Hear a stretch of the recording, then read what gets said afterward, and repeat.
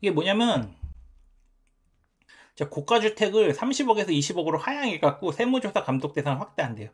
근데 이게 고가주택 기준이 30억에서 20억이면은 지금 서울 아파트 평균 가격이 지금 15억 정도인데요. 이거 어떻게 다 조사할 건지 모르겠고, 이거 문재인 정권 때도 하던 거라 가지고 이제 겁을 주는 거죠. 왜 겁을 주냐? 공급은 나올 게 없거든요. 그래서 공급은 당연히 나올 게 없기 때문에 수요 억제 측밖에 나올 게 없고, 그러니까 하는 거고, 이게 문재인 정권 때랑 하는 게 지금 똑같게 되고 있어가지고, 뭐 어쩔 수 없는 건 아는데 이해는 하는데 조금 그렇죠. 그다음에 여기 이제 부잣집의 기준 금액, 여기가 30억 이상 아파트들이 있다. 그래서 어차피 강남 상구 용산은 이제 이번 정부에서 그냥 맞을 일밖에 없고요. 이걸 생각해 봐야 될 게, 사람들이 그 정권 입장에서 지지율이 되게 중요해요. 그래서 지지율에 도움 안 되는 데들은 괴롭혀도 되는 겁니다. 이게 좀 냉정하게 말하면. 그래서 그렇고, 40층 이상 초고층 아파트 프리미엄. 이게 이제 초고층 아파트들이 점점 가격이 비싸진다는 뜻인데, 이게 왜냐면은 초고층 아파트는 공사비가 많이 든다는 뜻이거든요. 그러면 추가 분담금이 많이 든다는 뜻이고, 그 말은 그 조합원들이 어느 정도 돈이 많다는 뜻이에요. 그래서 이 이제 49층, 뭐 60층 이런 데들이 프리미엄을 더 받을 거예요. 그래서 15층 아파트들은 상대적으로 프리미엄을 덜 받을 겁니다. 그래서 신축도 웬만하면 30층 이상으로 짓는 데가 돈을 더 받겠습니다. 가치를 더 받겠습니다. 그래서 요거 지금 상승률 순인데, 이거 저번 주 KB 데이터예요. 그래서 여기 분당이 제일 셌다. 그리고 전년 말 대비는 강남이 제일 셌다. 그리고 과천도 셌다. 그래서 지금 이제 경기도에서는 이제 과천 분당 투탑이다.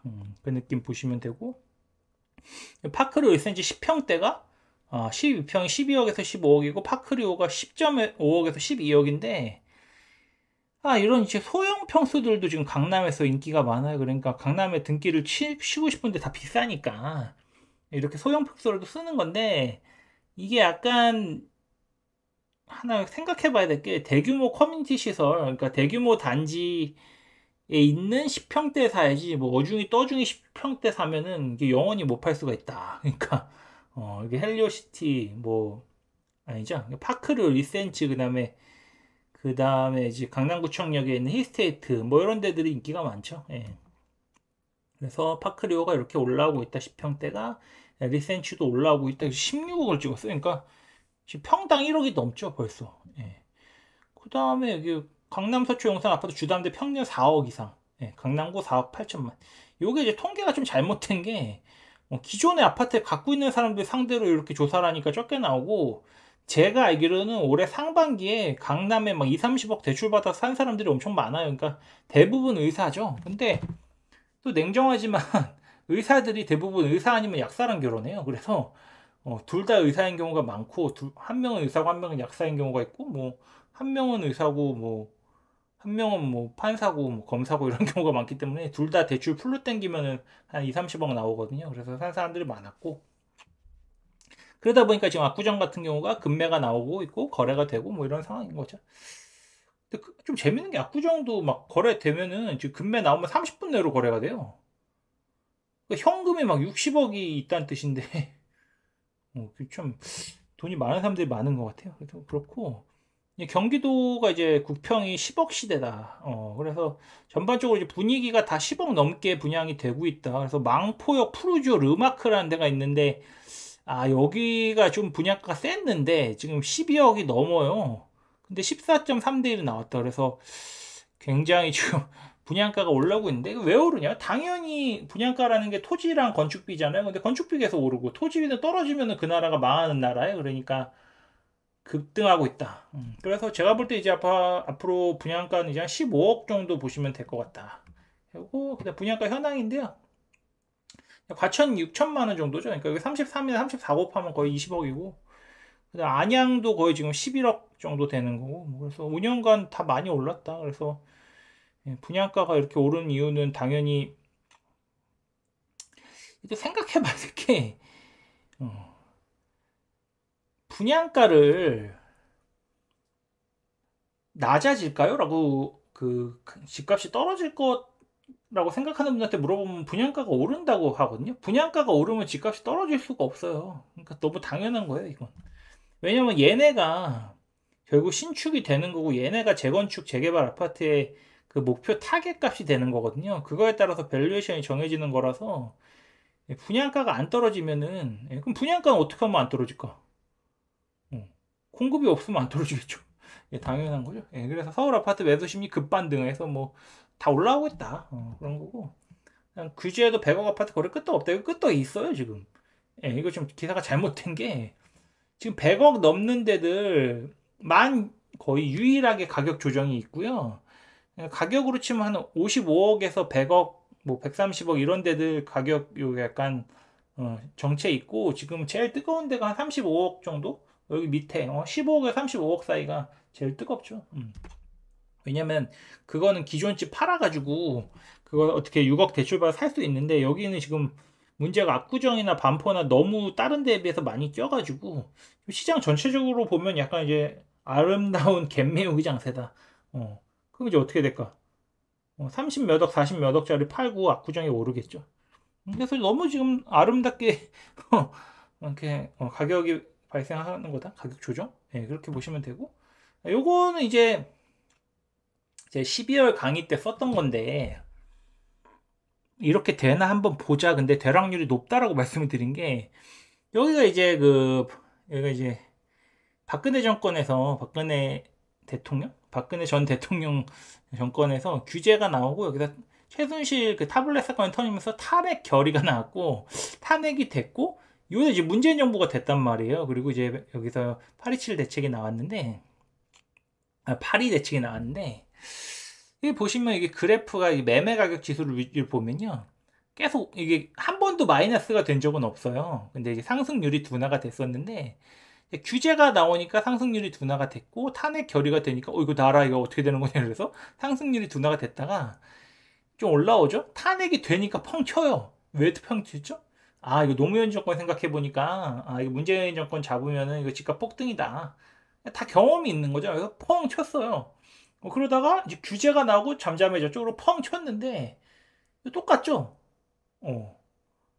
여기 뭐 윤석열 정권이 탄핵 결의가 되고, 그 다음에 탄핵이 되고, 이제 이재명 정권이 될 것 같으니까 펑 튀고, 근데 이재명 대통령이 진짜 되니까 좀 오르다가 규제가 나오니까 좀 슬로우해졌다가 규제가 이제 끝나니까 약발 다 되니까 펑 튀고 있는데, 그래서 뭐 이게 뭐, 근데 이때에 비해서 지금 이재명 정권이 힘든 이유가 공급 물량이 훨씬 부족해요, 이때에 비해서. 그래서 제가 이제 문재인 정권을 그때 좀 약간 블로그에 조금 안 좋게 썼던 이유가, 이 2029년, 2020년에 물량을 많이 뽑아냈어야 되는데 그때 막혀가지고 이재명 정권은 지금 굉장히 힘든 상황이다. 이 부동산 정책을 피기가. 왜냐면 각종 규제책을 계속 피면은 지지율이 떨어지거든요. 그래서 어느 정도까지 할지가 굉장히 중요해 보입니다. 그래서 대단지 아파트가 더 많이 올랐다. 이거 딱 보면 딱 그래프가 좋아가지고 갖고 왔는데요. 대단지가 많이 올랐다. 그런 거고. 자, 뭐 공급 카드로 장기 안정 모색. 이게 지금 의미가 없다는 걸 사람들이 다 알죠. 이제 사람들이 다 똑똑해가지고 문재인 정권 때 경험을 해가지고 지금 상황이 좀 심각하다는 걸 잘 알아요. 그런 거고. 자, 마포성동 과천 분당 날벼락. 여기 토어로 묶을 것 같으니까 지금 여기가 불타오르는 거예요. 여기 사자. 강남 상구 용산을 샀어야 되는데 그때 약간 망설임으로 못 샀다. 지금이라도 사야 된다. 그래서 펑 튀고 있는 거고요. 그 다음에 분당 광명도 뜨거워요. 그래서 광명도 계속 올라오고 있다. 그래서 원래 하얀주공 같은 경우도 사업성이 안 나왔는데 용적률 인상시켜줘갖고 사업성이 나와가지고 거기도 뜨겁고, 뭐 철산주공도 지금 다 뜨겁고, 그렇습니다 지금. 그래서 거래량 기준으로 한 8,000개쯤 나올 것 같아요. 9월에. 이게 당연히 이제 10월 초에 집계가 완료가 되기 때문에 추측치지만, 그러니까 펑 튀는 거죠. 그래서 이제 앞으로 제가 볼 때는 이게 거래량이 줄면서 가격이 오르는 일이 발생할 겁니다. 그렇게 보고 있고, 그래서 뭐 부동산 대책이고 서울 집값 동향은 뭐 거래 열기 된다. 그리고 뭐 계속 신고가 나오고 있다. 실수요자들이 10억에서 15억 매물에 집중하고 있다. 근데 이게 10억에서 15억 매물을 어떤 사람이 팔면은 그 사람들이 어디로 가죠? 적어도 15억에서 25억 사이로 갈 거 아니에요. 그러니까 거기가 또 오르고 거기 팔면은 또 그 위에가 오르는 그러는 거예요. 근데 여기다 이제 토어로 묶어버리니까 토어로 묶어버리면요 그 동네에서 매물이 실거주자 매물만 나올 수 있어요. 그럼 그 실거주자가 거길 팔고 더 좋은 데로 가야 되잖아요. 그러니까 예를 들면은 뭐 송파 리센치를 팔아요. 그럼 이 사람들이 어디로 갈까요? 예. 뭐 신반포 2차로 갈 수도 있고 뭐 메이플자이 갈 수도 있고 뭐 압구정 한양이나 압구정 미성 갈 수도 있잖아요. 근데 그럼 압구정 미성을 어떤 사람이 살고 있어요. 실거주자가? 그럼 그 사람은 어디 가서 살아야 될까요? 그걸 팔면은 압구정 현대나 압구정 현대 대형이나 뭐 압구정 한양 대형이나 이렇게 가야 될 거 아니에요. 그런데 그 사람들이 그걸 팔까요? 예, 그렇게 되면은 수요가 훨씬 더 많아지는 거예요. 매도자보다. 이게 구조적인 문제고, 그 다음에 이제 토지거래역으로 묶이면 전월세가 막히잖아요. 안 나오잖아요. 그러니까 전월세는 계속 오르는 거고. 그래서 음마 전세가 지금 10억이 넘는데, 완전 썩은 아파트인데, 어쩔 수가 없으니까 그렇게 사는 거죠.